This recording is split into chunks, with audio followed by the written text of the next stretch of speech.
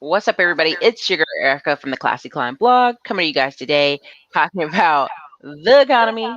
But before I go on my little rant, I have my co-host, David Diamond Williams, talking about stocks. What's going on, Erica? Glad to be here. This is David W. Williams, also known as Diamond Dave, the founder of the highest paid part-time job in the world, options training course. And really glad to come here for another show. Let's go ahead and get into it and try to show the audience, how they can potentially make some money in the market. We can't guarantee it. We're not financial advisors, but we just want to give our opinion, and hopefully you can take what we say, apply it in the market, and have some success. So I got to see a really great guy talk about, the stock market could crash tomorrow, right? And housing still would go on. People still be doing construction, people still doing healthcare. It'd be some issues, but it wouldn't be like if housing completely crashed and the stock market crashed at the same time, right? And I said, okay, all right, he's talking to make some sense on some points. But then I saw another news article talking about they've caught 1 million people from January to today crossing our border. Now you say, Erica, what do you mean? They just turned them around. No, no, no, no. Our process when we apprehend you is we hold you for a significant amount of time. And for the ones who are nonviolent, supposedly, when they check you, check your background, what you provided, they relocate you to areas where they can get you processed. This has never made any sense to me. I don't argue with it. I know the reason we do it. We sending people to Gainesville, Florida. We sending people to Indiana. We just sent a bunch of people to Colorado. Why, I don't know, right? So if I'm telling you here on the channel, hey, get focused. Do you have a trade? Do you work in tech? Do you understand the stock market that you can sit at your house and make two grand a month? If not, come talk to my boy Dave, right? Because you have to have enough skills that are better than a man who or woman who doesn't speak any English and comes up to the door and can work. You got to have better skills than that. You've got to have better skills than a 15-year-old. My nephew is 14 and has a lawn care business with 60 yards. I mean, at some point here, you have to get beyond elementary level skills. And that's why I'm doing today's show, because I want y'all to understand what's going on in the market and how they interact with each other. One isn't just separate from the other, but sometimes one can compound or negatively react to the other one. So that's why I bring on Dave, and I bring on experts to explain these things to you guys at a better, deeper capacity. Because I'm just playing, because I got a little bit to play with. He doing it every day.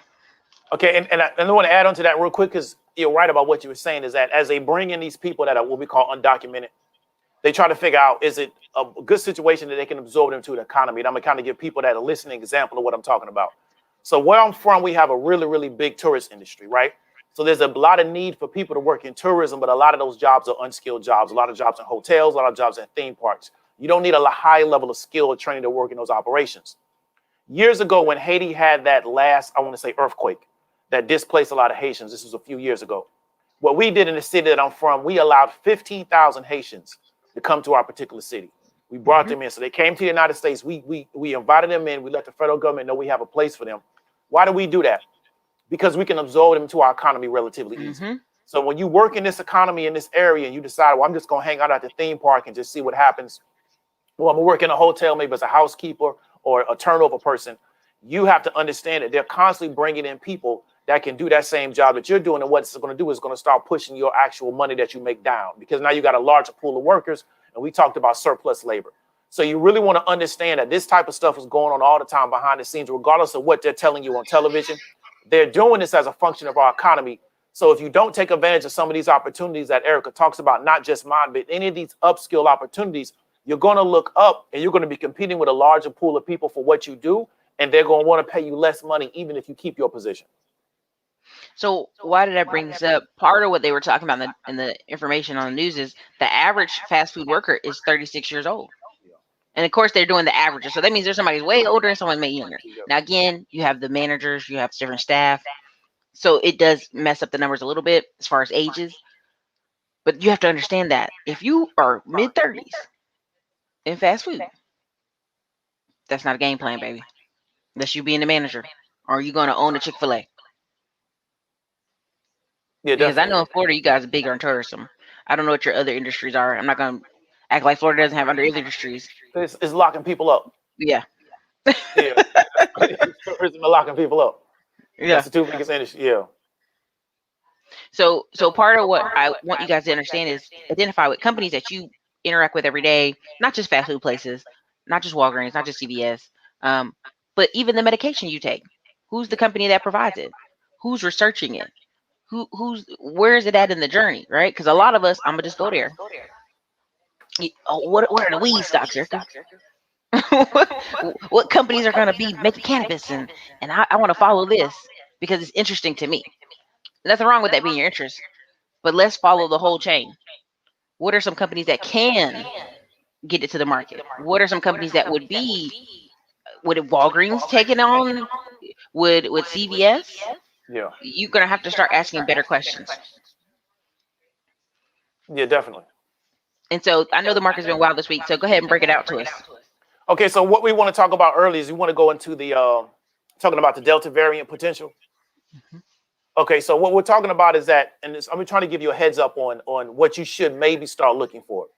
So what we're seeing is a lot of noise that maybe this particular Delta variant that we're talking about, this different strain of what caused the pandemic, can maybe potentially affect the market.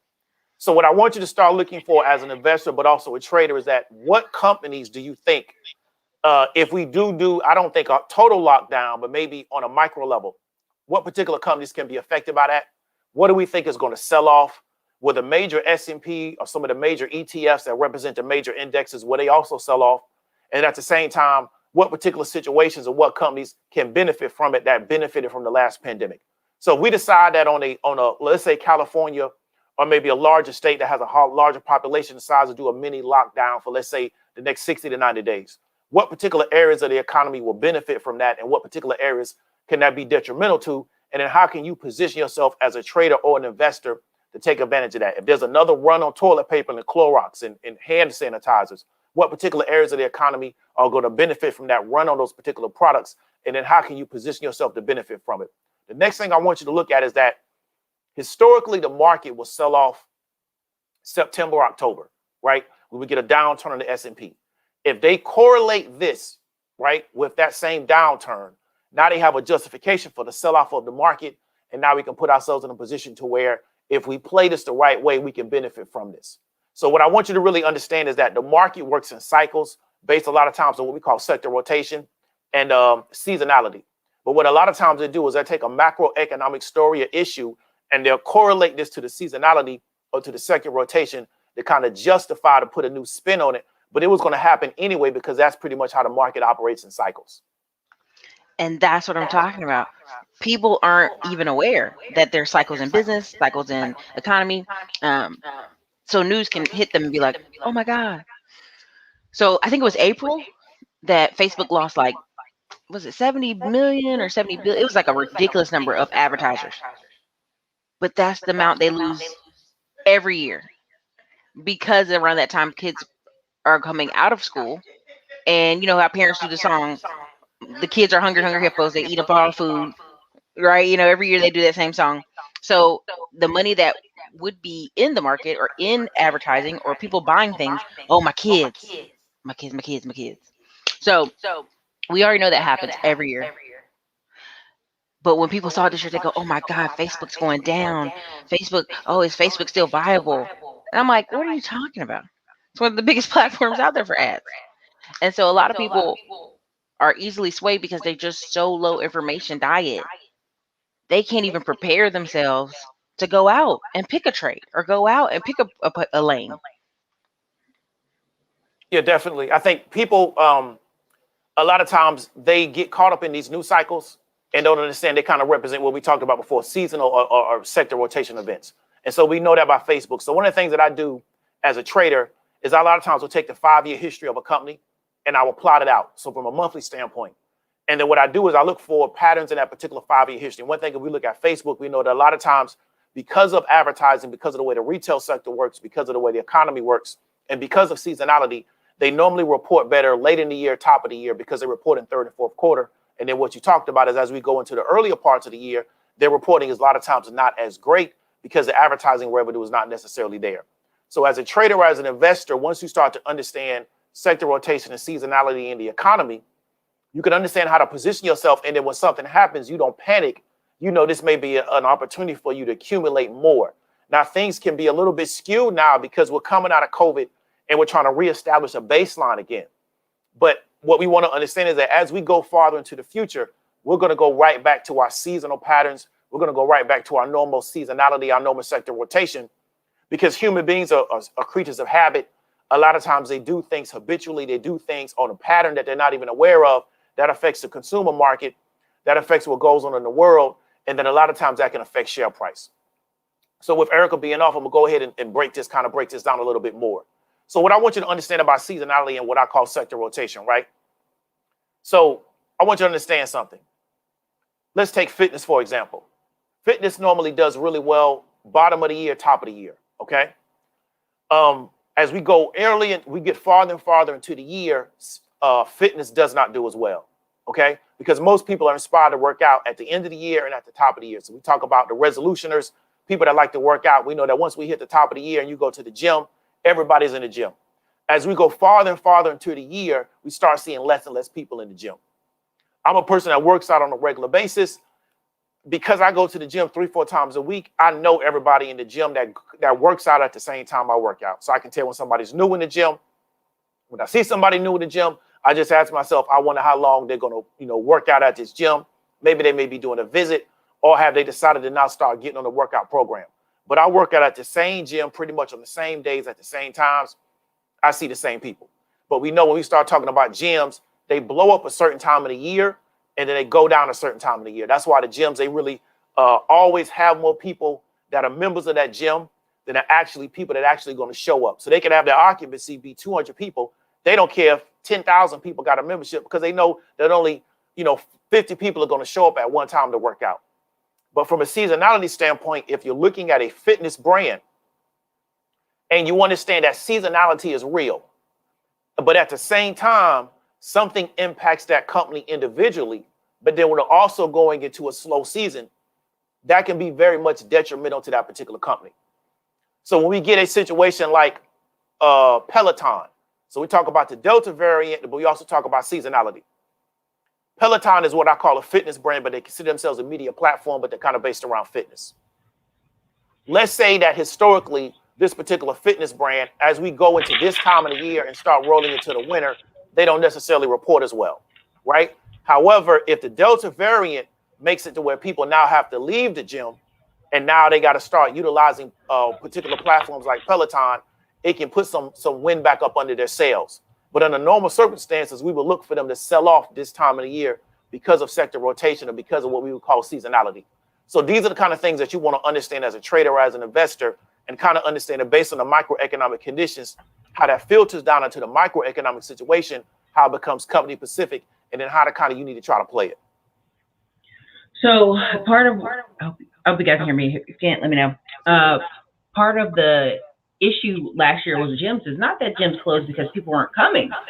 It's because people were home and could examine their debit card and go, I'm getting discharged every month and I'm not even there, right? So really, Gold's Gym has people we call donators, right? Because I go to the gym when I don't go and I see that charge, I'll be like, I'm going to go this month, right? Or I'm going to go at least once a week because I work out in my own luxury gym. I work out with my own trainer.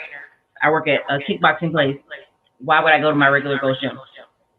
So my whole thing is with people, I try to tell them people were home. They were reviewing their debit cards. The COVID had them scared. Whoops, the virus had them scared. And so they were analyzing every dollar, every dime. And so Gold's Gym had to reverse back all these people's money because people were complaining. So it's like millions of people who let it go autopilot in any other normal year were not letting it go autopilot. And that is what really hurt the gyms really bad because the majority of people ain't going, not consistently. Yeah, definitely. Yeah, same thing with Gold's, Planet Fitness. The other gyms, like you said, is they're just charging people on autopilot. And that's why it's their goal. They know that most people will sign up. They may not go on I'm one of those rare people that actually will go to the gym on a regular basis, but their average person is not going to show up anyway. So they just got to figure out how can we get a deal to get you to sign up. And they're also seasonal. They're very, very seasonal. They do a lot of their signups during a certain time of the year. Well, even I've told people this.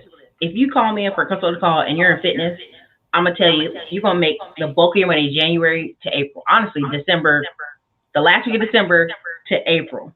And you'll make all your money for the year almost, if you're smart. Like I know people who make at least $250K right in the beginning of the year. And I'm not saying they lay off the rest of the year. They still have their staff. They still have their person doing their emails, their BA. But that's their money they're going to make. They know it, right? They know it for summer. They know it for everything else. And then they know again towards the fall. Yeah, definitely. Very seasonal. Even Nick said that. If we were locked down again, I'm canceling my gym membership. There you go. I mean, so that was one of those things. So, okay, here's this part. Someone said here, I have some more questions, but go ahead. Can you read So that? what's my thoughts on owning 3,000 companies entirely from 11 sectors, averaging 30% a year? Okay, so eighth one of the world, 1978. This is not investment advice, but if you can get 30% a year to year, I'd tell you to go for it, because that's a really good return, right? So I know we've had abnormal returns because of COVID, people getting 700% returns, but if you can get 30% a year to year, I'd tell you to go for it. But that's not investment advice. That's just my opinion. Gotcha, exactly. And so part of before I got off, part of what I was trying to get people to understand is you have to be able to, what is something you can control? There are things out of your control. Can you control? And I don't know what your starting number is in your class, but some people say, hey, start with 1,000. Some people say start with 100. Robinhood was so attractive to people because we were like, oh, I could put $50 over there in Robinhood. I could put $100 and get started. And people say, well, 90% of day traders lose money, Erica. Well, we're not telling people to day trade. I'm talking about swing options. I'm talking about options trading, and I'm bringing people on to explain to you, for you to get an understanding, right? Because I don't want to sell you anything, and I don't want anybody coming on my show selling you anything. I want you to get an understanding. Every day, every month, couple months, you go buy a jar of Vaseline from Johnson & Johnson and baby powder, but you don't own any Johnson & Johnson, right? There's a big thing my friend says, owning a stock makes him care more what's going on with that company. Just to look at the news, just to Google it, changes his mindset on things. So just do an inventory of what's in your house right now that you consistently keep buying. Is there a stock share that's associated to that? Now, what's the overall, like Dave said 5 years. He's been looking at what those companies do over a 5-year period. We're in unique times, and I would strongly encourage you, is there any stocks in Mexico related to tourism? Yeah. I wish I could find those, because what's going to happen in October, November, December? Boom, right? The cruise industry, even though everybody's like, oh, nobody's going to do cruise. All these people that are vaccinated, these elderly people who that's been their routine, because trust me, our family, we knew people on the cruise, but we saw them every year because we went on cruises since we were 11 years old. Yeah. So we knew those families. We saw them on continuous different cruises. Those elderly people that got the shot going to go. Trust me, they've been locked in the house. They're going to go because they're going to see their friends. Old church members, church groups, tour groups, those people are going to go. So you need to be thinking with a piece of paper and a pen, like, what are things that I see daily that are going to affect things, right? Even people who sell masks. I notice a lot of people quit selling masks, and I'm like, hey, don't stop selling them because you'll see them again, right? Go ahead and keep that inventory off to the right and start running your ads in California where they're already forcing them to do that. Yep. And trust me, it is affecting the business. There are several things that were happening in California that they're counseling now. If you haven't noticed this, they've been booking a lot of music tours all in Las Vegas. And people are like, oh, Erica's always been like that. No, that's not true. A lot of the tour concerts that would go in California, they're booking them in Las Vegas because they know that Las Vegas needs the money and is staying open this time. Well, technically they stayed open last time, but nobody was going. Yeah. And what you're saying is correct, is that one of the reasons why I'm passionate about this particular space is that because as opposed to you being fearful or you being apprehensive about what's going on in the world, because you understand the markets, you understand how to leverage yourself as an options trader, it doesn't matter what happens. You understand how you can put yourself in a position to make money. So if your job decides that, you know it, because of COVID or because of the pandemic or because of any type of rollout or something, we want to shut down your particular ability to work. You still can get money at home on your computer because you understand how to leverage the markets. Then once you understand that, then you can start looking at things from a different understanding. So one thing about me is I don't care what goes on in this economy, because if it affects the market, I can understand how to position myself to play it, to bring some money back to me and my group. So I don't care what they do because it doesn't bother me. If they say I got to mask up to come out of the house, then I'll do that, but I'm still figuring out how to make some money. But what I saw in the state that I'm from is because they changed a lot of things, I saw people totally forced out of their job. And it wasn't because of any fault of their own. It was because of the economy around them changed. And they didn't have the skill sets to understand what to do. So they just had to sit back and wait for somebody else to determine how they're going to be able to make money in this economy. And I don't want that for myself, and I definitely don't want that for other people. And I really want people to understand that. And I'm bringing on business credit people this week. And the reason I'm bringing them on just for business credit, because a lot of people are like, oh, credit. You don't have a way to pay it back. You're just gonna break your credit, baby. That's not a solution either, right? So I want people to be able to be equipped with skills to go out there and do something other than just buy cars and stunt, right? It's got to be more than that. Okay, so part of what I want people to understand is, which, let's just go there. People had sympathy last year. People are like, oh man, you lost your job.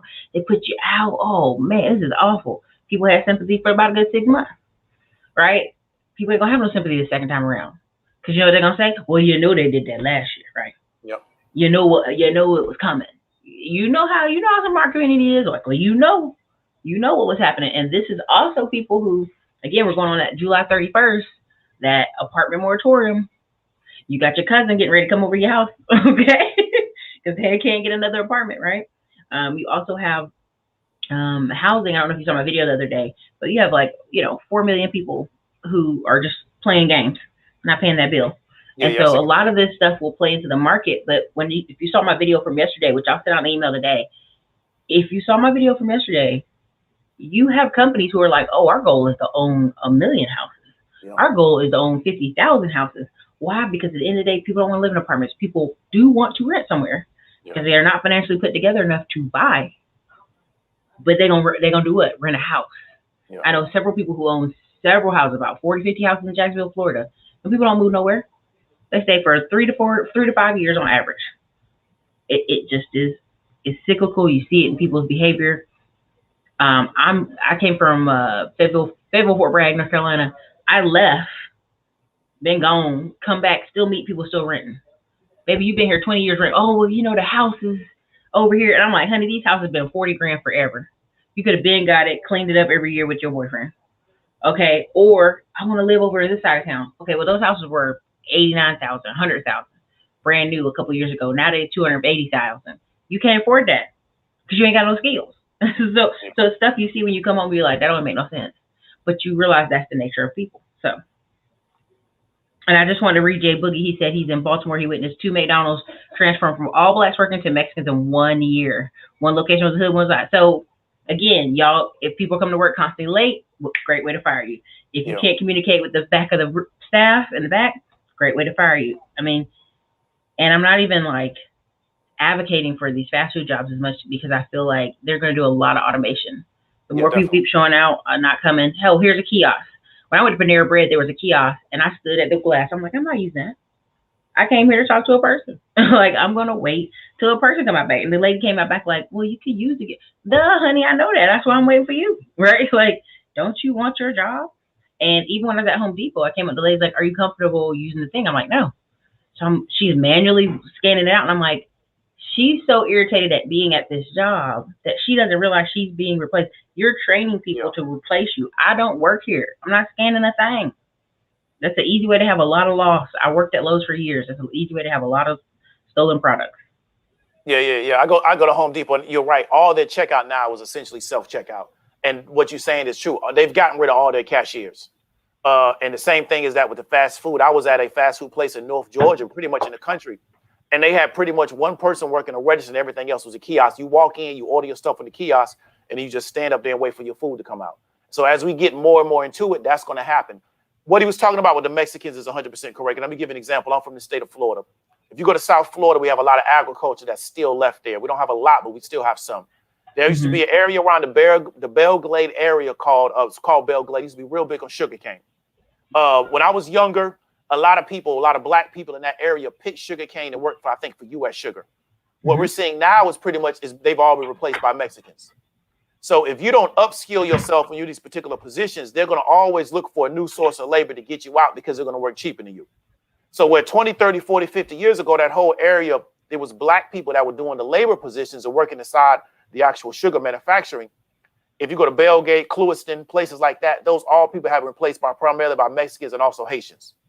So that's just what happens is that they're going to push you out with a new group.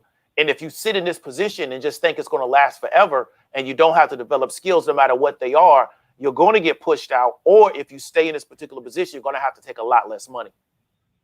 Oh yeah, I mean we have people right now who are kind of like, oh, I'm just gonna go there. They're watching the femininity channels. They're watching these channels on how to trick or trick, and I'm like, stop, y'all gotta actually at some point get some skills. Like some of this stuff is getting old. Like there's one guy, he's like, you 40 years old, woman, stop it. Or, it's just super funny. And I think we're coming to that sector where, again, you're not gonna get sympathy from the left or the right. You're not gonna get sympathy from your neighbors. You're not gonna get sympathy from your family, because they're gonna be like, what you been doing this past year? Now the first year, okay, pandemic was terrible. This year they looking at you like, it's time to do something now. You're just not gonna have that much sympathy going forward. Yeah, definitely. There's a lot of talk, and I was reading the markets this morning about they're looking to cut off pretty much all support by 2022. So that seems like a long time away, but it really is. It really isn't. 6 months. It's really not. I mean, once we get out of this summer, we get past August, pretty much the year's over with, because that's the 8th month of the year. Mm-hmm. So they're looking to cut everything off the top of 2022. And so we're trying to figure out how the market is going to adjust to that, because a lot of the money that they gave for people from a surplus standpoint was going for consumer spending. So as long as the Federal Reserve doesn't feel like that, by them not undergirding this market, is going to kind of really affect the consumer market, and they don't believe that these stimulus packages or these child tax credits are going to hurt the retail industry. I think once we get past this fourth quarter, we get out of this Christmas season, they'll deal with whatever happens top of the year from a consumer standpoint, because they know eventually it'll even itself out. For sure. Because, here's the funny part. Someone said one of the fast food places was near an outlet mall, and he informed me that that they didn't want to work, essentially, and that's how they got replaced. Yeah, I'm telling you, I go to places and people are there and they look like, I don't want to be here. Yeah. I ain't trying to take your order. I'm like, okay, well, honey, guess what? I didn't make you be here. I didn't force you to be here. Let me see. There's another one. Jabras said, hey, Dave, do you do any kind of live group calls for your students, giving an overview of the market or anything like that? Yeah, definitely. In fact, I did one, I want to say on Thursday for like an hour. So if you go to my channel, it's Diamond Dave on YouTube. You'll see it there. It's a live. I said, ask me any questions about the options market. That was an hour live class. So primarily I did it for my students, but I posted it to the public just for people could kind of see the interaction. So I did an hour class in which I just pretty much just answer questions. So I do that. But what I want to tell you is that I do that as a way for people to learn, but you really have to start empowering yourself and being a go-getter about these markets, because my job is to teach you to where you don't need my live class. So you have the ability to go into the markets and figure things out on your own. You can talk to people and kind of get their feedback, but I don't want you to be in a position to where you don't know what to do until somebody tells you what to do, because then you're never going to be better than that other person. For sure. I'm interested in purchasing dividend-paying stocks, options. I don't know about that. Well, again, Rama James, that's a choice. Oh, listen, yeah, Walmart to Walmart does it in seconds. Yeah, they really do. Set up for profit to them about to give away a lot of money. I mean, this is the thing. I've been talking about this a lot on this channel, and when I talk about stay ready so you don't got to get ready, I'm not trying to be funny to y'all, but when you had the PPP come through and people act silly, I was like, oh, don't do that. Y'all gonna mess yourself up from any future money. Exactly. And here you go, Biden changing it. Oh, instead of 10% minority, 15%, right? Okay. Well, then you already know they're gonna throw a ton of money down the drain for infrastructure bills. To this day, there are companies who somehow disappear with $5 million, $10 million in infrastructure bills from the Biden era that we never found those folks. That's why I laugh. I'm like, if y'all haven't watched American Greed, it's always a story about somebody. Well, we just lost track of them. I don't know how you lose track of somebody with $5-10 million. You know how? Because they're a business owner. So I'm telling you, the paths of where you're trying to go are either how you have a tech, trade, management, or business. It's not. I'm not saying the doors are narrowing, but I'm saying that where you could just walk around and be like, I'm just going to get a job and I don't care about nothing and everything will work out. That's not America anymore. You're going to be very surprised. Yeah, definitely. Here's this one. He said, Diamond Dave, I agree with all the negative factors to the market progress, but what do you think about the Fed doing more repos to just cover this up the markets like 2020. So, Mr. Nix, when you say the Fed doing more repos just to cover this up in the markets, when you say this up, what do you mean? I want you to give you potential. If you could help me out by elaborating on that before I answer that question. As Joan said, they're finally bringing the kiosk they had in Europe for years. Yes, but you also have to. One thing about Europe is they have UBI. France, at least. Yeah. In France, every 2 minutes got a riot because there is a book called The Purpose of Work, The Meaning of Work. I can't remember the name of it, but there's something in our spirit, right? Our soul longs to do something, right? You see some people when they get retired, they die quickly pretty much thereafter. Even my mom, who's been medically retired, is like, but I can physically do something. I want to do something. You're like, hey, go start a business, go do this. People are natural builders. So you're telling a society, especially America, that's like drunk on capitalism, right? We like capitalism in your face, right? We're like what my friend calls broke capitalism. Drive Lambos, have hot girls capitalism. You're telling those people, hey, don't worry about it, just sit in the house. That's just not good for your soul, your spirit. I mean, you can watch any TV shows, 600-Pound Life, the gamer stuff. That's not good for your spirit. Yeah, I feel you. Yeah, definitely. And I think that a lot of with what they've done with kiosks in Europe, and you said they're bringing over here. I've seen this in a lot of areas, but it wasn't really as widespread as what we're starting to see now, especially with any kind of front end and any kind of retail establishment. So we understand that for a lot of young people, one of the ways in which you can get a job was fast food or maybe working retail, and working front end, working customer service, or maybe working as a cashier. We're eliminating that. So then now, what are we going to do with these young 15, 16-year-olds that now they want to get work to supplement what they're doing in school? Because I have a nephew who I think is 15. He's doing warehouse work at a retail outlet. Well, historically, that was a job that a grown person would get. So now if you are a person that just throws boxes at a warehouse, and for a long time, if you was a man with no skills, you could be like, I can just get a job at a warehouse. Now you're competing with a teenager to get this particular job who's going to take less money to work for you because they got their mom and daddy paying all their bills anyway. So you got to realize how you can get crunched in this economy if you don't decide to try to figure out how to leverage the market or develop a skill that's going to allow you to be in a higher position in this particular economy. Curtis Davis said, year 1, year 2, year 3, he returned to work at Amazon warehouse. Christmas seasonal work. He showed up and Mexicans packing boxes. Yep. And I want y'all to understand this. I'm going to be very clear because there are a lot of Hispanic people who watch this channel. My show is in Texas. This is no disrespect. There's a lot more people in Austin, Texas than Mexican working, right? A lot of the people we talk to in Austin are Tex-Mex, second generation, don't speak a lot of Spanish, not heavily. A lot of people you're seeing are El Salvadorian, Guatemalan, what's the other, Venezuelan, Colombian. You're seeing those folks. You're not seeing, even when I told y'all when I was in Atlanta, the Uber drivers, Venezuelan. When I was in Miami, Uber drivers, Guatemalan and Cuban and Venezuelan. Same thing with, this guy said that Miami is third world international. He tried to explain it to me. He's like, you have all the third world here in a international city, if that makes sense. Same thing, we were in Birmingham, Alabama. Guy driving us with Venezuelan. So a lot of this easy, hey, I'm just getting my car and drive when I want to. When this guy's getting up and he's driving from 5 in the morning to whenever, you're not going to compete with that. Yeah. You're just not.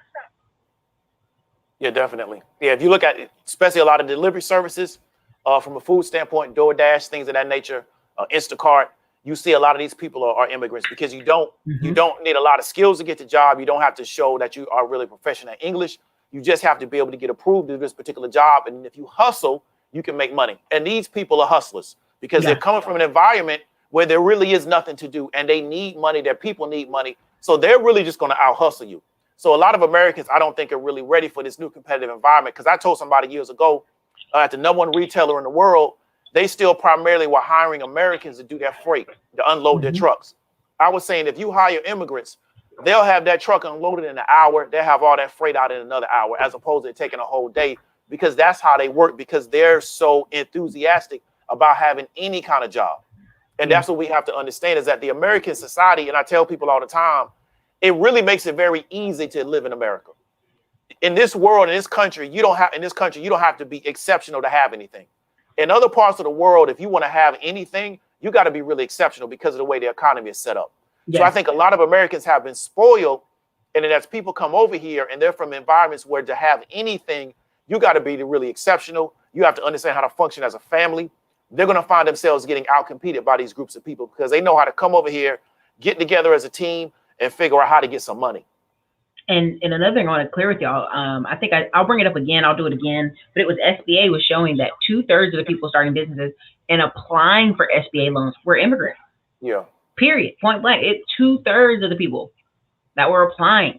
So let's just say 60% or whatever, right? The people that were applying for SBA loans and getting them $20,000, $100,000 were not Americans. They were immigrants here. And people are like, well, because of this and that. No, it's literally them filling out documents, them being ready. And when you read the article and read the document, it said they already had a supply of money from family and they had to document it. Where are you getting this money from? Before I give you this SBA loan. Hey, me, my mom, my brother, we worked for 3 years. We collected the money. That kind of stuff is going on.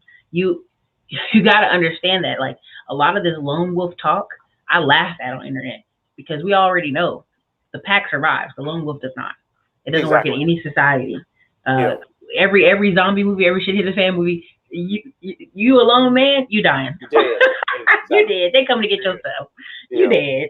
So I just always laugh at some of this stuff because I realize people say, well, I'm going overseas. Well, you're going to go overseas and somebody going to see you as not a player, a payer, P-A-Y-E-R. Okay. And the guy from Venezuela was driving us. He was like, oh, I sent I think he said $200 a week home. And his sister had to walk from Venezuela to Colombia to get the groceries and stuff like that. And I said, well, why is she walking across the border? He said, well, because the chicken's $5 in Venezuela. Now, in my mind, I'm thinking American. I can't even get my mind wrapped around what he's trying to say. And I said, well, $5 for a whole chicken? Yeah, whole chicken. And I'm like, well, how much is it usually? He said $1. Yeah. And it's $5. So if I send my sister across the border to go over there and get the Western Union from Colombia and go in the grocery store and buy it up, she can walk back with family safely, I guess in numbers, with the food. Yep. And I said, oh, okay. I got you. Now I feel what you're trying to say. Because I'm like, $5, that's chicken at Food Line. What you talking about, right? I had to really get the concept down because he said a couple years ago it was 80 cents. Get a whole chicken, y'all. 80 cents. Yep. So who knows what the farmers are making, right? And so you have to understand somebody who can send $200 home a week and they take care of everybody for a month. You can't compete with somebody like that. I remember working at Jason's Deli and the lady who should have been the manager of the whole store, but she couldn't because she legally wasn't there. Been there 20 years with Jason's Deli. She had 3 houses back home paid off and 2 houses in Austin. It's from the 80s, y'all. Paid off because she put them in her son's name. Right? She did a seller financing with the owner, and then as soon as her son became 18, put it in his name. As soon as the other child became 18, put it in their name. These people ain't playing, y'all. They didn't come here to play. Y'all out here playing till you're 45, 50, talking about you're going to start a new life at 50. Bismarck Key just went out of here at 57. Stop playing. Yeah, definitely. Yeah, you're 100% right about that. I don't think it's a threat to us. I think the sad part is you seeing people come in here and you not changing. Yeah. At this point, it ain't the man on your back. It's you on your own back. The boot in your own neck. Because you sit here with a magic computer in your hand every day. And instead of going, let me look up some ways to make money. Let me figure out this. Every rap song, every trend, every TikTok dance, but you don't know you can't figure out how to trade one stock a week or once a month. Come on now. Yeah. Yeah. And you're going to look up and the whole environment is going to be different. And they're not going to tell you that they're going to get rid of you. They're just going to get rid of you. Yeah. And that's the issue. It's a wrap. And a lot of the political conversation doesn't deal with the real economic situation. The way this particular economy is structured, they want the surplus labor. So it doesn't matter what they say politically that they're doing. This economy demands the surplus labor because it helps capitalism, because it pushes down the cost of labor. So you have to understand what is going on is that if you have these unskilled jobs, you're going to get pushed out of these jobs anyway, because they want people in these positions. They want a larger labor pool so they can bring the labor costs down. And you just have to understand this is a function of our economy. So then what do you have to do to put yourself in a position to create some type of protection against that, and to where regardless of what they do with the economy, you can still make money, which is why I'm really passionate about the market. I don't want people in the position to where if the market goes against them, they can't make any money. They're just struggling. I can show you how to put yourself in a position to where you can make money regardless of where the market goes, but you have to desire that type of autonomy against the market. And listen, what Diamond Dave showed me, I'm gonna start telling people, as a shareholder of iHeartMedia, I'm very frustrated. Exactly. I'm very frustrated with my whole $100 worth of shares. I'm very frustrated with how y'all are continuing to have these podcasts on. Exactly. And you can't have that. See, I'm being careful how I say this. I'll be careful for tread light. The reason in Houston, when ICE decided they was gonna come after Asian people, that it got shut down because they were coming after business owners. Yep. They were congressman that is in Houston is Asian. He's like, no, you're not coming over here. No. See, now be careful. A lot of the African and Nigerian and Congolese and other groups that are being rounded up in New York, they don't have that power. Yeah. Some of them have businesses, yes, but they don't have the same level of power as the Asian community business sector to go, nah, y'all not gonna do that. Y'all not gonna come through here and grab us up like that. You had a bunch of Nigerians and a bunch of Congolese going over the border to Canada so they could be refugees or whatever status is from New York. So imagine that. As busy as New York is, they still running around grabbing people up in New York. Yep. Think about that, y'all.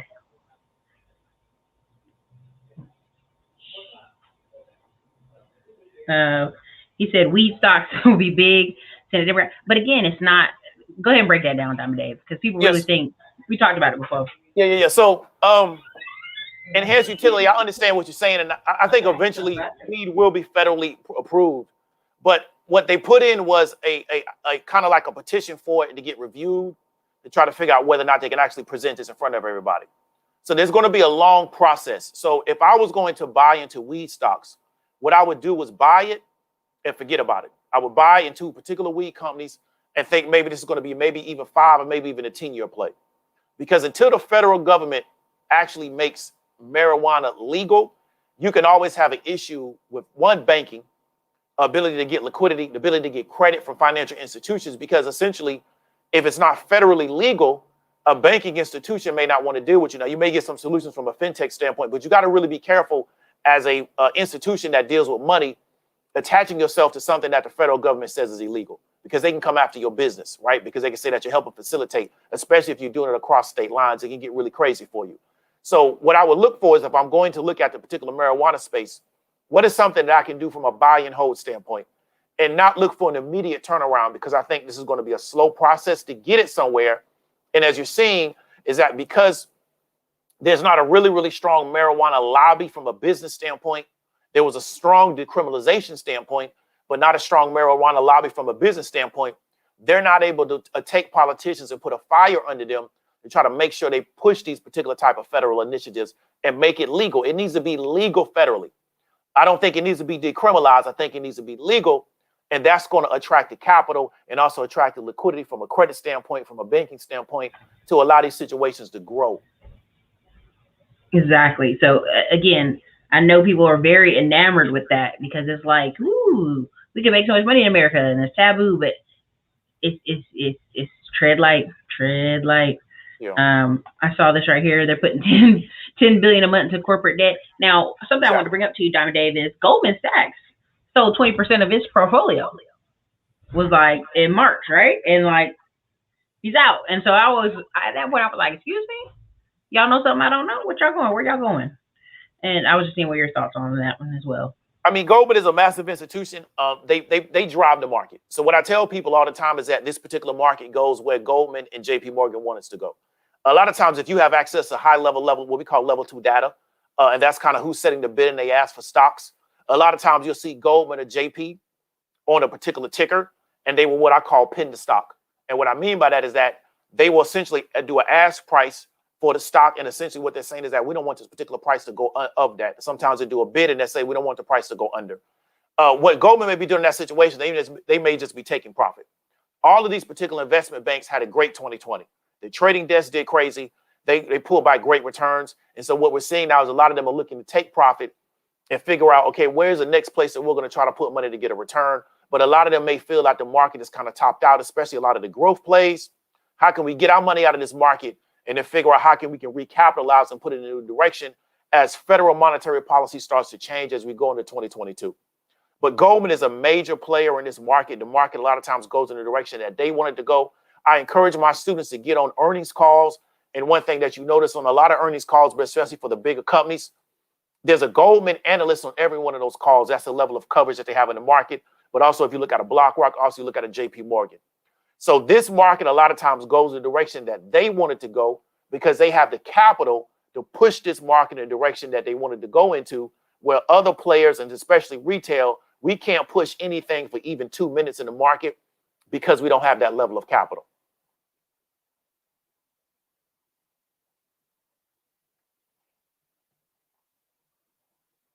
Oh, sorry. I was gonna say, are you okay with me showing earningswhisper.com website? Yes, Okay, ma'am. okay. Just making sure. This is some of the websites that many people recommend. Earnings Whisper kind of keeps it in a nice charted way that you can look at it and follow it. This is just the main page. You can go on this and click around, but you know, just my advice. But you can literally go here and click calendar. Okay, so we have this week, right? And then we can just scroll down like this. There's other ways, you know, to do it too. But if you go list view, they do it like this.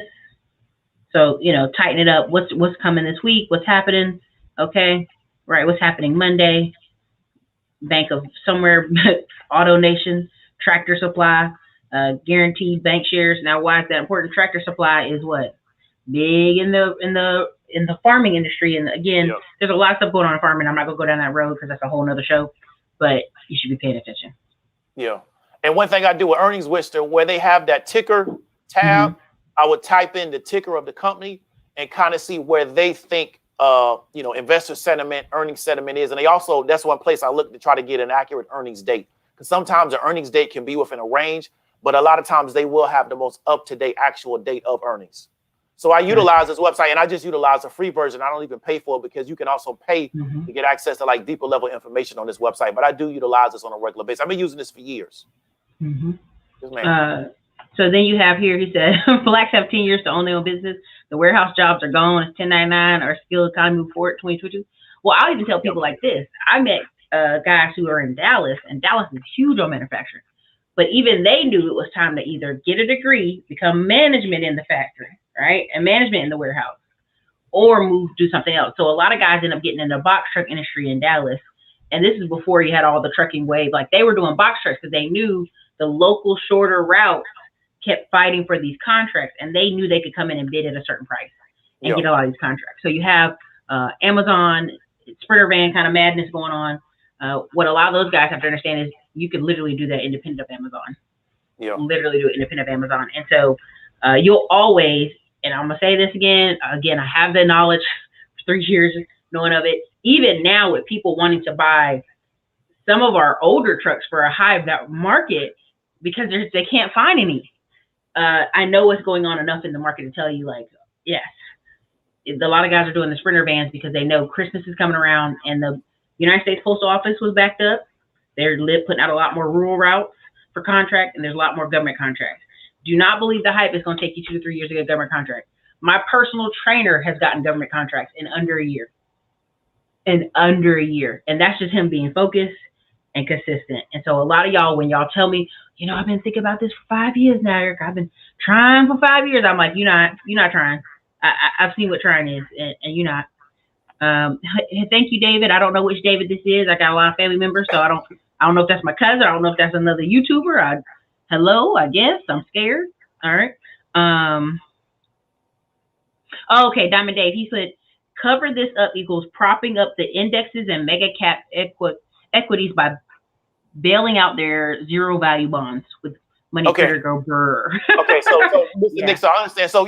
But Mr. Nix, I want you to understand. So, and this is something I really learned about the market in 2020 really taught me. So when the pandemic started to hit, that I wish I would have been paying attention to because I'd be sitting on a lot of money now, and the market started to sell off, right? I had no idea that they could stop the market. So I'm sitting at home watching the market on my computer, watching my brokerage account, and I'm watching everything freeze.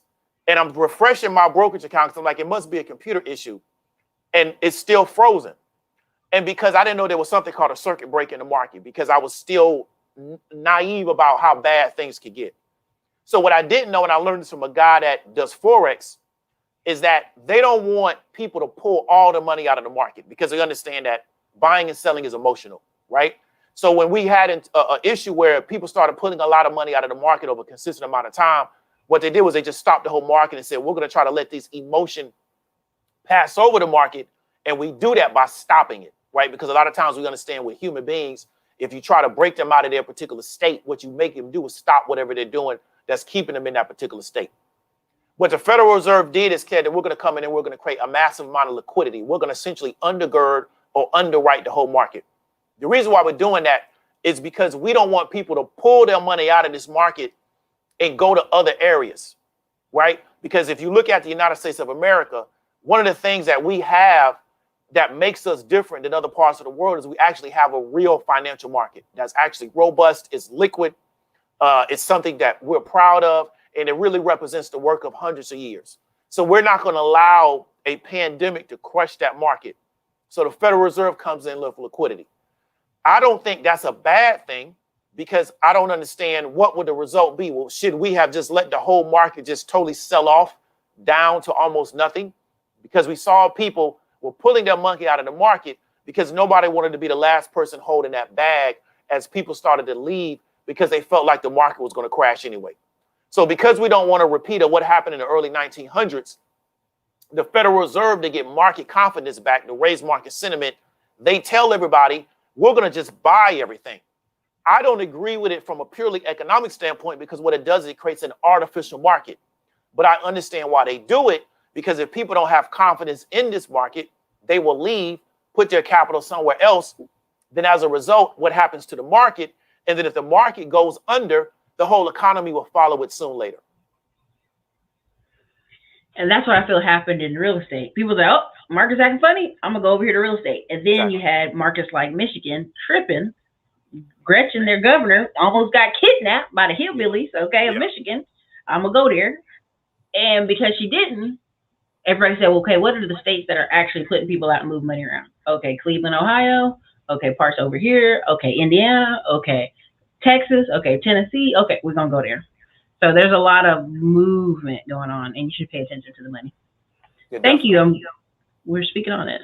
Okay, appreciate it, Shay. Amazon pays up to 95% of tuition. Folks better take advantage. See, this is when that's why when people say, well, you know, I got these kids, you know, school costs. They got every excuse. I can't want to hear it. Exactly. Adrian Jeffrey, to this day, my friend talks about when he went to go get recruited for the military, he was 35. His choice, y'all.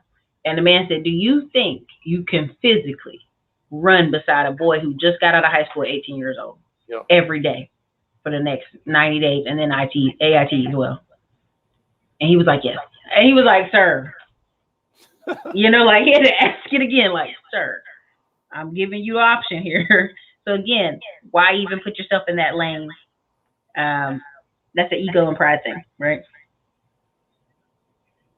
Yeah, Thomas, but it's gonna hurt the boomer more than the teenager because they want the teenager because they don't have an expectation to make money. Mm-hmm. So when you have the boomer who's worked a long time, they feel like they got experience, they spend a lot of time in the workplace, they want a certain amount of money. To be real with you, when I got a job at 15 years old, I got a job to go to the snack bar at high school because I didn't want to buy the high school lunch because at that time we thought it wasn't cool. Then I went to another high school and it was cool to eat the high school lunch. I wanted to go to the snack bar. I wanted to buy music and I wanted to buy clothes. So I wasn't paying any household bills. So when I went and got a job being a grocery bagger, I didn't care what they paid me just as long as I got a check because I was going to just go into the market and consume all my money anyway. So I wouldn't want to be an older person at a job having to compete with a teenager because if I'm the employer and I know the teenager can do the job, I'm going to hire the teenager because they're going to expect less. They don't have these high expectations of how the job's supposed to perform. They just trying to make some throwaway money anyway because a lot of them is being taken care of by their parents. Well, and you can go there on another level. We got a lot of women in the market who they're really part-time working just because it's enough to spend money for them, spend for their children, and they assist. They supplemental. Not everybody has to work. Yeah. But that's just gonna go there. Yes, to brass, I agree. I feel you. There you go. She said I was doing the same thing since college. Beauty department, sales floor. Whew. Yeah. Oh, here you go. Here you go. Tuition, Diamond Dave. I'll be checking out your channel. All right, Thank you for the appreciate it. $9.99. I missed a bunch of y'all. I apologize. Hold on a second. It jumped. Give me a second. Almost there.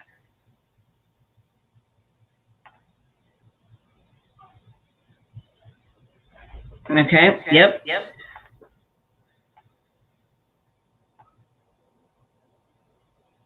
Oh, listen. Exactly. Healthcare.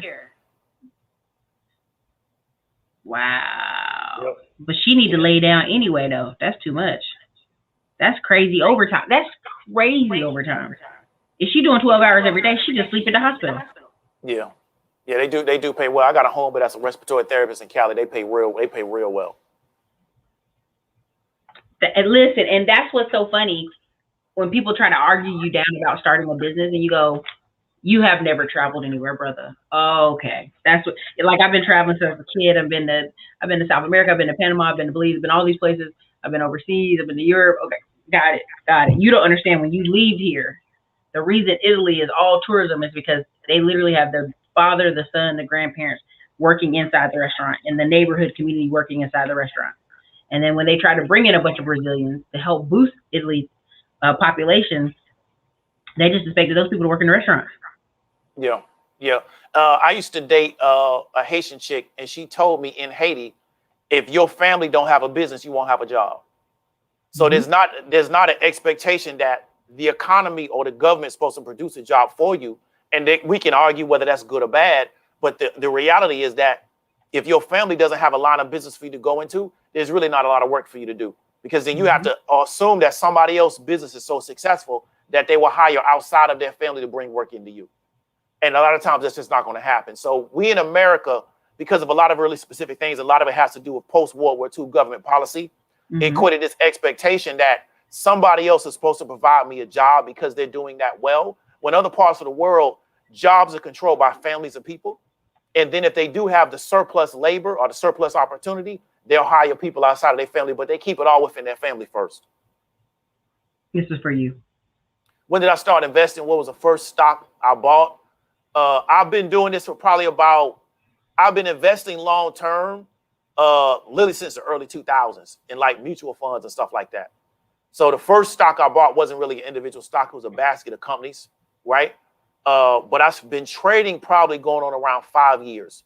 But I've been investing in just like, the slow growth ETFs and things of that nature since the early 2000s, because I was working somewhere, and a lady I was working with, she pulled me to the side and told me, you need to start putting some of your money aside, because I was working at a company where they matched me by 4%.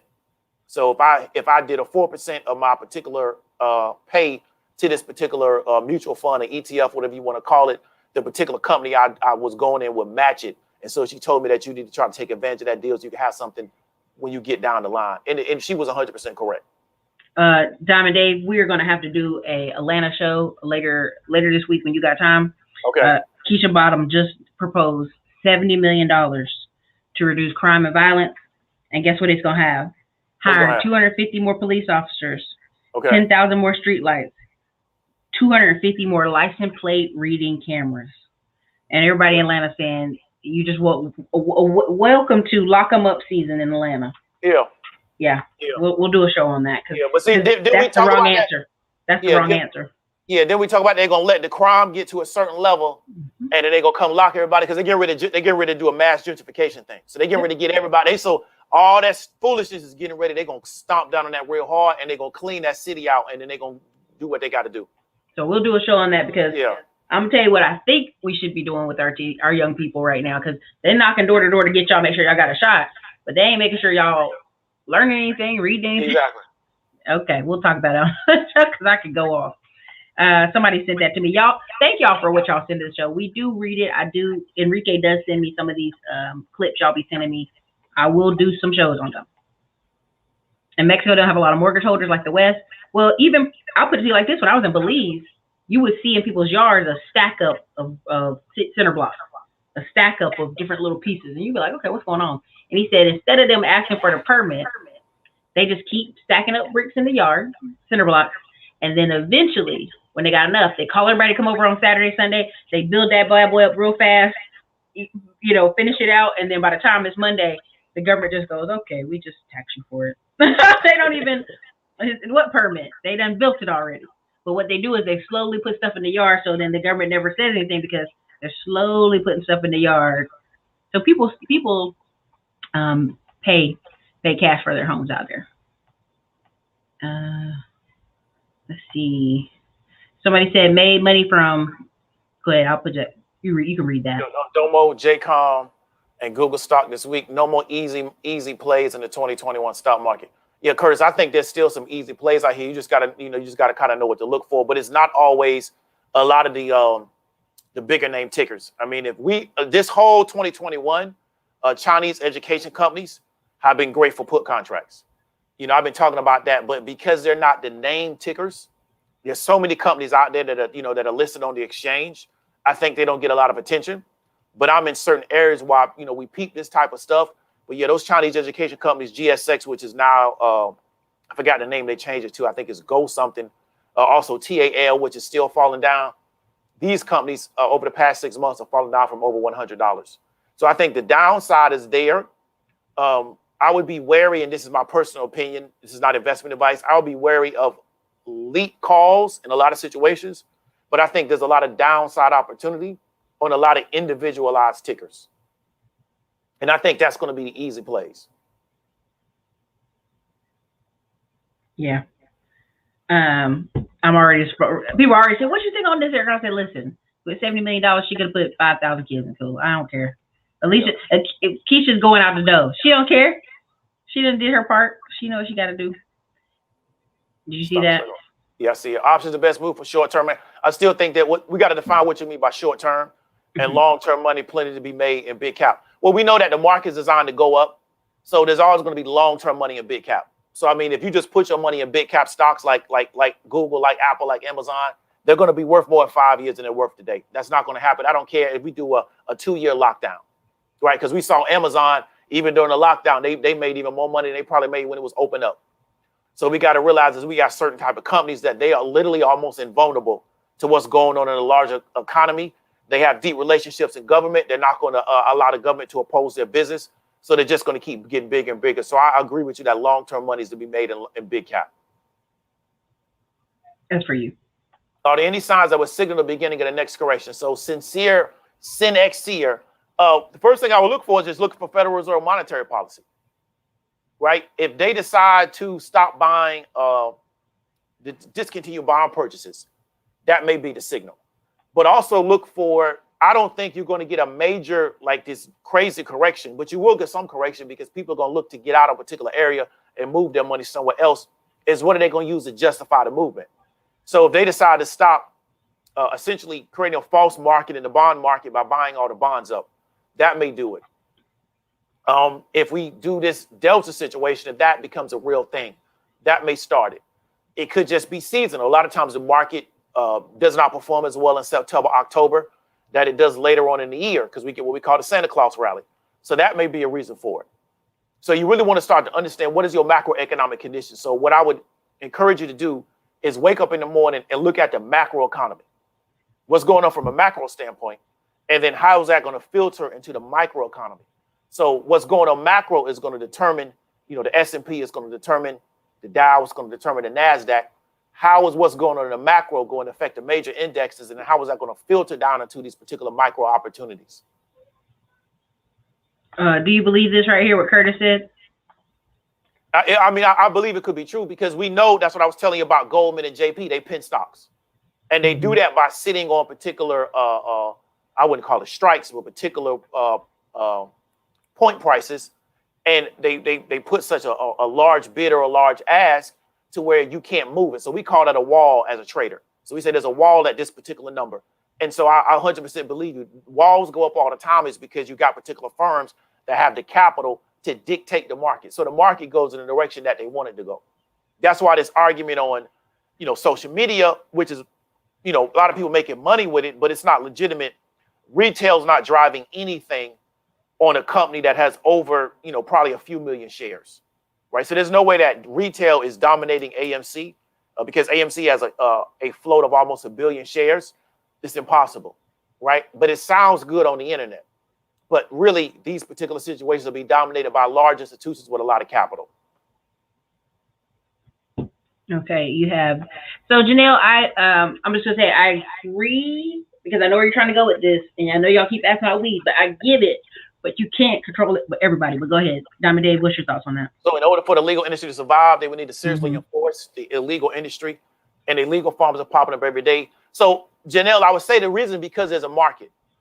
So the question is, can the legal industry serve the total addressable market for marijuana? Do they have that ability? And if they don't have that ability, and we go back to how the drug market works, if they don't have that ability, so let's say we legalize weed, quote unquote, but you got to have a license to be a marijuana operator. If you don't have a license to be a marijuana operator, you're in violation of law. However, the legal operators can't serve the total addressable market. If producers feel like it is worth the risk of being outside of law because there's enough of incentive there based on what they want to serve that particular market, even though it's illegal, they'll still serve it. So this is the fundamental reason why I feel like drug prohibition is a waste of time. That's a totally different argument. Is because as long as people are willing to pay for what they want, you're going to find producers that are going to feel that need. And if you make what they want extremely illegal, I'm not saying you shouldn't have any regulation of anything, but the issue with drugs is that because people desire it. So let's say the marijuana that's being presented legally, people don't like it, but they like what the illegal guys are producing. Now we got a market for the illegal marijuana. So I don't consume marijuana anymore. I used to smoke a lot back when marijuana was very, very much illegal. I don't know what kind of marijuana that they're getting out of these particular legal operations. I haven't ever used it. But if we feel like that's not doing what I needed to do, but the guy down the street has what I need, then I'm going to deal with the guy down the street. Because when I smoked a particular strain called Arizona. We called it Zona. There was maybe 1 or 2 people that did that for me. So I had to develop relationships with those 1 or 2 people. Everybody else, I didn't care what they had because that's not what I wanted. So I think people really need to kind of understand that I'm from down south. There's still a moonshine market here, right? Even though you can There's a moonshine market in North Carolina. So even though you can go into the store and buy alcohol all you want to, there's still a moonshine market because people want that. Even though selling that alcohol without that federal stamp on it is considered illegal. It's bananas, y'all. Yeah. Because I get the desire to people say, well, this could work in the theories. Yeah, definitely. Oh, I'm sorry, I didn't mean to.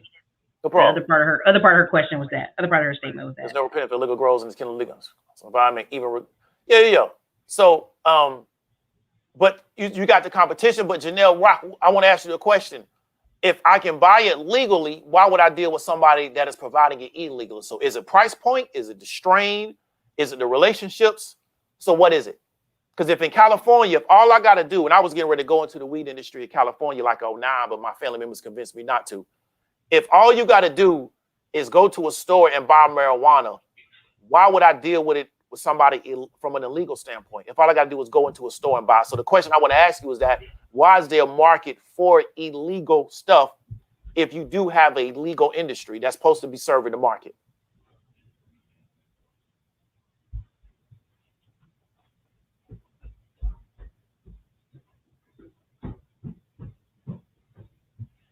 I see Netflix going. I see people buying in Netflix deeper because Netflix is literally going to make more money this fall. Yeah, definitely. Yeah, and they said I think they put out a report that they're going to do now. They're going to go into gaming, like digital downloads of games. But we got to kind of see with their earnings how people respond to that, and then do we think because the market is opening back up that it's going to bring down their subscriber list? Because Netflix is kind of based on their subscriber numbers. So we got to ask ourselves, with this particular economy opening back up, is it going to push down their subscriber numbers? Primary dealers with the Federal Reserve Bank in New York pushes heavily on the economy. I agree with you. The 8th wonder of the world, 1978.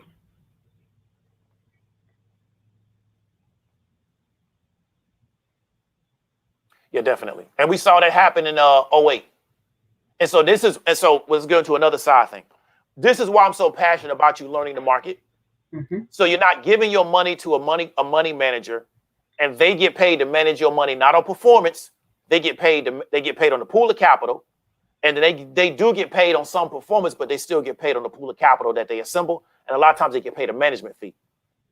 So if you just send your money to somebody, but you don't understand the market, if your account is doing well, you don't know why. And if it's doing bad, you also don't know why. And so this is why I'm really passionate about us understanding the market, because you can do the same thing that they're doing. You can create your portfolio of companies, or you can just go and buy into particular ETFs that you understand what their holdings are.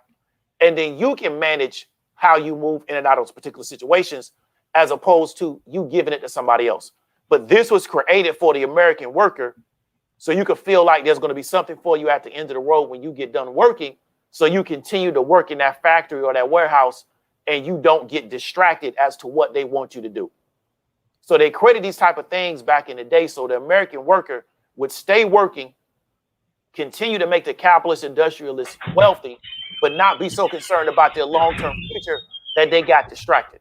So I'm very passionate about people empowering themselves and taking the responsibility to manage their own particular accounts. As we talk about Amazon, I got some Amazon. Okay, I feel you. There is Didi. Did you have a dividend strategy? I don't necessarily have a dividend strategy. I do look for dividend plays, but I put dividend plays over growth, but I also am in some growth plays. But I don't have like what I call quote unquote a dividend strategy. But I do look for companies that do pay dividends, not necessarily for myself. It's for the people that are going to be here when I'm no longer alive. Mm-hmm, mm-hmm. Long term. Definitely long term. So I see you got a couple more comments in here, and I'm gonna go through, but I ain't gonna suck up his whole day. Let me see. Hold on. I see it. Okay, here you go. Yeah, and I believe that people. I don't worry about most people. These people know how to trade. Yeah, Curtis, you're 100% correct. But we live in a world, and I might talk about this tomorrow. Is that the problem with the human psyche? It doesn't act until it's desperate. And so the problem is that a lot of people don't do anything until they're desperate, as opposed to being proactive. So you'll find this like if you work in medical care, most people don't go to the doctor until they really, really, really sick. Oh, yeah. A lot of times when they start being sick, they need to go in. You can kind of prevent a lot of stuff, but they got to be really, really sick that they go in and there's not a lot they can do for you. And a lot of times we don't do anything until we get really desperate. If we could learn to be more proactive as opposed to reactionary, a lot of these things wouldn't happen to us. But the average person does not want to change their life until they're really desperate. And then now they're motivated to try to change. I wish I could get to people before they get really desperate, because a lot of times they're not in any position, a lot of times to do anything, because they're already at the bottom. And that's the downside. Mm-hmm. So it's just something that we got to work with and try to encourage people. But I wish people would try to get help before things got really, really bad on them. Oh, I'm sorry. I missed somebody's super chat. I apologize. Frank White said AI will be doing all the IT and admin jobs in 3 years. Look at what Amazon's doing. Listen, y'all saw what happened at Facebook. The two machines started talking to each other in a language nobody could understand, and they had to shut the machines off. I said, "Oh Lord, God." Yeah, I've been telling people for years that the Cylon Wars are coming. So anybody that understands Battlestar Galactica, they know what I mean by when I say the Cylon Wars are coming. They're coming. So there's nothing that we can do about it, but it definitely is coming. Yeah, because they're going to create artificial intelligence that can code other artificial intelligence. So as opposed to a human being having to do it, they're going to have artificial intelligence that has the ability to do that. What do I think about an NVIDIA stock split? I think NVIDIA potentially sells off after the stock split, and we saw some of that on Friday. I think Thursday also. So I thought it was going to get to 1,000. It didn't. What I want to look for is that I think the stock split is Tuesday. I know it's on the 20th, so that is Tuesday. I think it sells off because we saw with Tesla, we also saw with Apple, there was a big run up to the stock split, and then once they split, they started to sell off. But I don't know what it sells off to. But I know Paul Pelosi, I think he got $400 call options on NVIDIA. So he's sitting on millions. Paul, man, that Paul's in there. So he's sitting on millions of dollars right now. Even if he waits until next year, because once they split, it's a 4-to-1 split, he's still going to be in a really deep position because he's almost $400 in the money. He said he has a friend at Amazon, been working there for years. Nobody takes it serious. Yep. They don't. They don't. Yep. I'm missing stuff. Hey, thank you, Anthony Bass. We tried to bring good quality content. I thought y'all would enjoy these series. Appreciate it, Anthony. Somebody said, Anthony, yes, ATL's been had it, but she's increasing it to 250 more trucks, more vehicles. But why? Repos. That data goes somewhere. They sell that data to the repo place where they saw your car. Last place it was. Okay. We already had a show on this, and y'all argued me down for an hour about how if your car is parked on the street, it don't matter. They should not be reading your license plate if you have not committed a crime. Exactly. Y'all are missing the whole point. 2, imagine that's just going through traffic. All these guys and girls who miss their insurance bill, miss their payment, miss their this. Instead of having those roadblocks where you can avoid it, you can no longer avoid it. Yeah. Y'all, that's Skynet. It is. Come on, get with it. Because what they're going to do now is they're going to just essentially triangulate where you're moving all the time. And they're also going to do that to survey people. Mm-hmm. So, even without with probable cause or warrant, they're looking at you and trying to determine how you're moving across the city because those cameras are going to always be working. So that's always. Yeah, they have a lot of that where I'm at now. Yeah, enhanced utility. But this is the thing. We can know about it, but the larger market may know about it. However, I don't know how I want to say this. Hey, do what you do. Yeah, Powell's not going to do it until he gets instructions. Because he's already under instructions, if you know what I mean. So I'm just waiting to see, and I think, like I said, we're going to probably get into the new year where they're going to kind of try to change their policy, their monetary policy, because he's operating under somebody else's instructions. So that's why whenever they have him going from the Congress or they have the particular meeting notes, I don't really worry about it because I don't think he's going to come out there and do something. I think it's going to be something that's going to be more behind the scenes, and then they're going to probably do a press release saying, okay, we're getting ready to change federal monetary policy. I don't think that he's going to sit in front of Congress or at their particular meetings and is going to say, okay, we're going to change monetary policy at that day because it's too easy to predict that.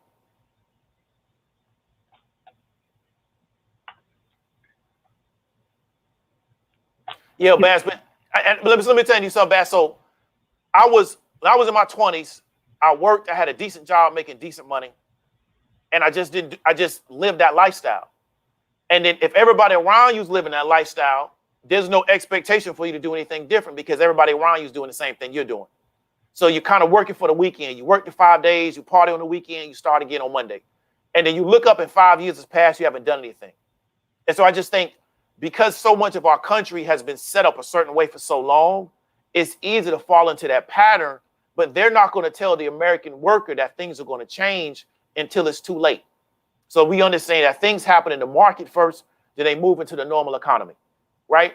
So if you're studying the markets, you see that things are changing in the world that the average person in the normal economy has no idea. So the things that we talk about on this particular show, very few people on YouTube are talking about this. We're talking about that here. So we understand more what's going on in the world. Then when it hits the large economy, everybody's going to be shocked. The politicians are going to try to use that to leverage a particular situation. But we already knew that it was going to happen. But you just get caught up into a particular routine. I know it because I was caught up in one. Yeah. So what I really want to encourage people to do is sometimes you got to kind of look at what everybody's not doing and understand that maybe that needs to be what you're doing, because what everybody's doing inside the United States is really not going to benefit them in the next 10 to 15 years. Mm-hmm. Listen, and here's the crazy part. What I really want people to understand is, I remember someone saying earlier this year, oh, don't stunt, just wait. And I started laughing because I was like, we are so pressed in this country to go, I want the newest house, the biggest house, the biggest car. And y'all taking 84-month car loan, just locking yourself in for the next 7-8 years on this. And y'all gonna be forced to work jobs you don't want to work to pay this debt when you could, the easier, less painful route is let me learn this new skill. Because everybody's like, well, Erica, there's 6-figure jobs out there. You don't have to start a business. That's true. But do you have the time? Because some of y'all's married, some of y'all got kids, some of y'all in different positions, to learn that skill for 2-3 years to get that job. That's the thing. Definitely. And Kariga, they say, so this question I want to ask when they say that. If AMC stock is 85% held by retail, and if we look at turnover, and turnover is how many times that particular float is turned over. If people are buying more AMC stock, who's selling it to them? Because it's 85% owned by retail. So this is the question I have for the people that are in this play. If you're one of the quote unquote apes that they like to call themselves, and it's 85% held by retail, and we know that the stock is turning over sometimes on a day-to-day level, sometimes turning over multiple times, who is actually buying the stock? So if I own it and I'm retail and you're buying it, who's selling it to you? So then when everybody's buying, who are they buying it from? And so what we're going to find out when this whole story is over is that a lot of these guys got conned by these influencers. Mm-hmm. While the influencers had already been out of the play because it went from $7 to $8 and shot up to $70. A lot of them got out, but because the AdSense money was so good, the Patreon, and I'm not down to nobody's business because they making money. Hey, we gotta make this money. No. Keep making money. So I'm not down to nobody. But the AdSense money was so good, the Patreon money was so good, they just kept promoting this AMC play, but they was already out of the play. And they're telling people to keep buying, but the question I want to ask is that if 85% of the float is held by retail and you're buying it, who's selling it to you? And when they can answer that question, then we can try to figure out what's going on. But until then, keep making that money on that Patreon and that AdSense. Keep doing that. Congratulations, John. Dave, there you can read that. Okay, so Erica, I bought David's course this week. John Lucas, I really appreciate the business, appreciate the confidence that you have in my ability to help instruct you and get you where you want to go. Looking to become a freight broker in the near future. And good luck with you trying to become a freight broker. And you can do anything pretty much in this world as long as you just apply yourself. I like that. Listen, you can do it.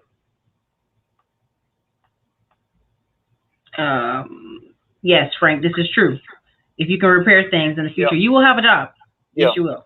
Yeah, I told people, I think a good place to look is, they're going to build all that charging infrastructure. Somebody going to have to fix all that. So that's a good place to be a technician in that particular area because in the city that I'm living in, they're pulling charging stations everywhere. Yeah. Yeah. This is to you, of course. When they put a DD in the comments, that's to you. It's me. Okay. Full employment fixes the economy.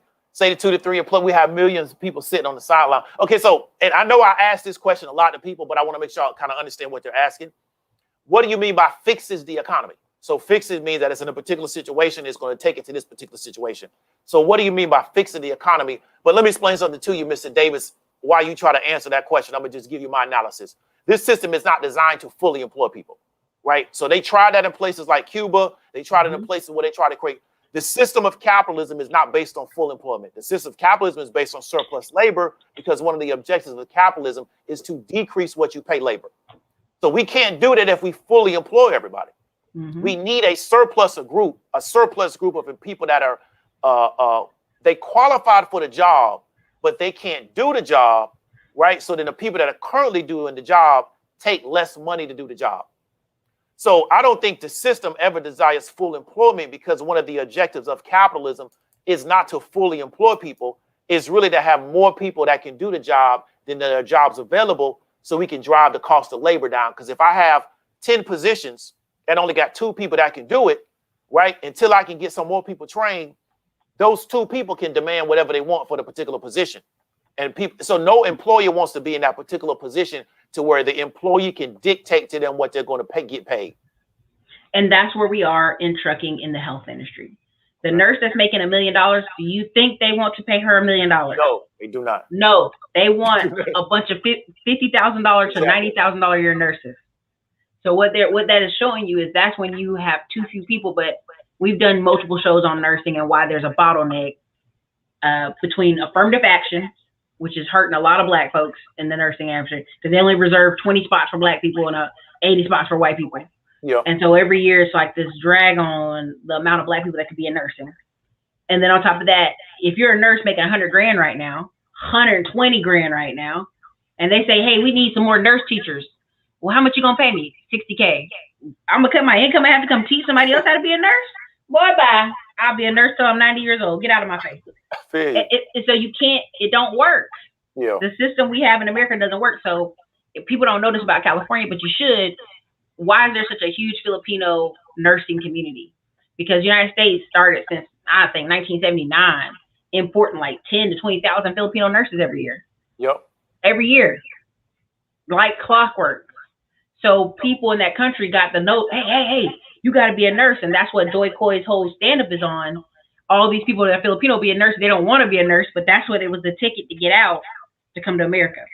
Yeah, definitely. And the same thing I see, because I'm in Florida with my Haitian people, is a lot of the women come over here and their parents get them to go to nursing school, because it's an in-demand population, especially if you live in South Florida. You have a lot of people that speak Creole. So as a Haitian nurse that speaks Creole, it's very easy for you to step into a particular position, because you got this large population of people that are going to go into the medical space, and a lot of them do not speak English. So it's the same way maybe on the West Coast, if you're a Spanish speaker, you can come in as a bilingual. As a Haitian person that speaks Creole, especially in South Florida, you can come in. And they need those people. But what does that also do? That Haitian woman is seen as a black person. So now what it does, it excuse affirmative action numbers for American blacks. And then what it also does, it also increases the population of nurses, because not only can she deal with Creole people, but she can deal with native English speaking people. So now you get a double barrel. So that's the thing. That's what you got to look at. But now they want more workers that can actually do the job as opposed to less, because they don't want to pay. Y'all got so many good questions in here. But I'm trying to, I promise you I'm not ignoring y'all, but I gotta like narrow it down a little bit here. Here's this one, Technology Talis. Thanks for the $10 super chat. He said, doing software engineering and big data for 5 years, I urge people to be somewhat skeptical about AI claims being pushed as they're trying to attract capital rather than create profitable products. Yeah, I agree with that. I mean, we had that era in the markets where everything was called a tech company, even when it wasn't. And so I agree with you there, because they called WeWork a tech company, and they really was a real estate play. Yeah, so I agree with you right there. But it's the narrative. Everybody thinks everything is tech, because they don't really understand the definition of technology. So now, because everybody thinks everything is tech and they think that's where their money needs to be, I can create a company where I just cut paper and call it a tech company. So that's just why you do it. They called Uber a tech company. Uber's not a tech company to me. Uber's a scheduling company, but they call it a tech company. So if you can do that, it will attract capital. At the end of the day, the goal is to attract capital. If you can sell it and somebody buys it, I'll tell you to keep doing it. And dematerialize the whole paper securities market by the end of the year. I agree with you. Okay. They're going to probably, but you got to understand something. Most of what we're doing is already digital. If we're talking about the same thing. So most of our currency is already digital. And reason I love how you announce your class is that, hey, I can get you up to $2,000 a month, is a lot of people, they're looking for a business, a side hustle that gets them an extra $1,000 a month, right? That's, that will make $1,000 a month. If you have a skill and you're working your full-time job and you get it up to $2,000 a month, you've now added $24,000 to your yearly income. Now let's say something goes wrong with the pandemic and they make you go home. Now you can focus more attention and time to that. It definitely. And one thing you'll learn about the markets is that because we come out of a working space, even if, let's say I'm a trucker and I make $5,000 a week, but you're doing a lot of hours to make that $5,000. And so we have this connection now between how much money I'm making, how many hours I got to spend. And one thing you'll learn about the market is that you can make $2,000 a month out of the market is relatively easy, and you don't have to spend anywhere near the amount of hours that you've had to spend historically to make that kind of money. A lot of people that are working retail, they might be making $1,400 to $2,000 a month working retail. They're doing 40 hours a week for 4 weeks out of that month. And so one thing about the markets is you start to kind of understand how much you were giving your time away to make the money. But once you get into the markets, you realize how you can start to leverage your time. And that's something that I'm really enthusiastic. So now if you still want to sell your time to somebody, you can still make money. But because of the leverage offered to you by the options market, you can put plays in the market, and those plays can be appreciating while you're doing some of your active things. It's very similar to, having some real estate plays out there. The real estate situation is making you money while you're doing active labor. You're making money in both situations. And so once we really start to understand how to leverage these markets, we can take more advantage of our time. And I will start to show you how frivolous money is, because you got JP Morgan saying they want to do $100 million a day off their trading desk. And we've been conditioned to think if somebody pays us a certain amount of money, that's a lot of money. There's so much money in America, it's ridiculous. They have too much money over here. It's just we don't necessarily know how to go get it out of the market. Yeah. This is truth. Listen, she in debt right now while you pay cash for your car. I'm telling you, my mom has a paid off car, and they be like, hey, we got a shortage on these particular Jeeps. We'll buy it from you. We'll buy it from you. She be like, nah, keep my Jeep because Yeah, they do the keep same. their value. Yeah, they do the same thing to me when I go get my car service at the dealer. They try to get my car, but I'm not selling that car. Y'all tripping. FCC links. If they link, listen. So I did read some of the FCC rules on influencers and whatnot, and I'll just put it to y'all like this: there ain't gonna be no crackdown because it's making the right people money. I'm just gonna be very honest. Like, I'll put it to you like this: all this stuff you doing on this YouTube and this Facebook and TikTok, at any moment, everybody be like, "Hey, I need all the documents on this girl," and Facebook will be like, "Here you go." Yep. YouTube will be like, "Here you go." Yeah. So I just want y'all to understand that, like, you put it on video. There's a great video. Oh man, where Country Wayne. I don't know. Do you know who he is? I know he is.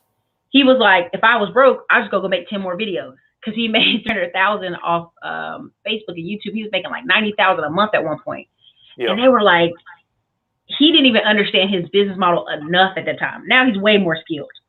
But before that, he was like, it's crazy, right? Like that's how powerful this market is. That content and data, it's a whole new world, and I just want y'all to be a part of it. Is my biggest thing. Whoa, man, thank you so much. I appreciate that. Thank you for a $25 super chat. He said, thank you for providing us with great information. David will reach out to you soon, getting in the course this weekend. I hope you good luck. Yeah, good luck. Do your thing, man. Just stay consistent. Apply yourself. I'm not going nowhere in the market. Definitely not going anywhere. So once you start to really get some experience, get some consistency, everything going to start coming your way. Yes, people are agreeing with you, Dave. There's a shortage of paramedics and nurses in Florida. Yeah. It's the same in South Carolina right now because they did not train a segment of the population. And we already talked about the Southern issue. Yeah. We didn't train them black people to do nothing. And now they're like, oh, Lord, we got to train all them people to do something, right? Yeah. Texas, yeah. Haitian nurses in South Florida. Haitians run nursing in Miami. They do. They big. I try to tell people that, it's real. Because, like I said, if I can hire a Haitian nurse, she speaks Creole and she speaks English and she's qualified, then I got a double barrel. And she's considered black. I got a triple barrel. So why wouldn't I hire her? Right. Y'all have really great stuff. I'm just trying to wrap the show up. I appreciate every single comment. We really do. Thank you for the super chats. We love to talk with y'all. I'm trying to close it on out. But yeah, somebody asked this question, Lone Wolf, and I'll do another separate video on this. Do I think African American high employment rate is due to low skills? I think we live in a systematic racist culture that when somebody sees your name on an application and they can't pronounce it, they ain't gonna play with you. Yeah. And your mama should have known better than that. Pause. But she shouldn't have to name you something very bland for you to get a job. Now, on the second half of that leg, I think we catch up too late. Yeah. I think we wake up at 25 and go, oh, I'm tired of working at Chick-fil-A. Or I'm tired of this. Or I'm going to just be honest with you. A lot of my friends who are recruiters in the military, they get a lot of men in their 30s coming in now. A lot of my friends who are recruiting, they'll meet people, this is their first time getting a check job and they're 35 years old. There's nothing wrong with starting late. We just are starting late on levels unknown, starting late. And so it hurts you if you have children young and you start late. It hurts you when you do stuff out of order and you start late. It's okay if you ain't got no kids and you want to start late at 35 and now you got to, in 2-3 years, you're in a whole different position. So, again, that's dicey. I'll let you answer, but. Okay, I didn't want to cut you off. Yeah, so I mean, I just think when we say I think the high unemployment rate, especially in the urban areas, are a byproduct of the system. So we talked about before is that the system needs a larger pool of people that can do a job than can actually do the job, right? So we need 10 positions open, but we need 1,000 people that have the availability to do the job. So, because let me explain something to you.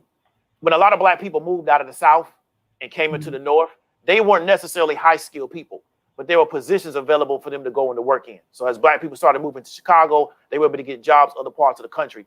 I was watching a documentary about black people leaving Alabama and going to West Virginia working in coal mines. Working in the coal mines, I could really consider a high-skilled job, but there were positions that were needed in those coal mines because coal was booming.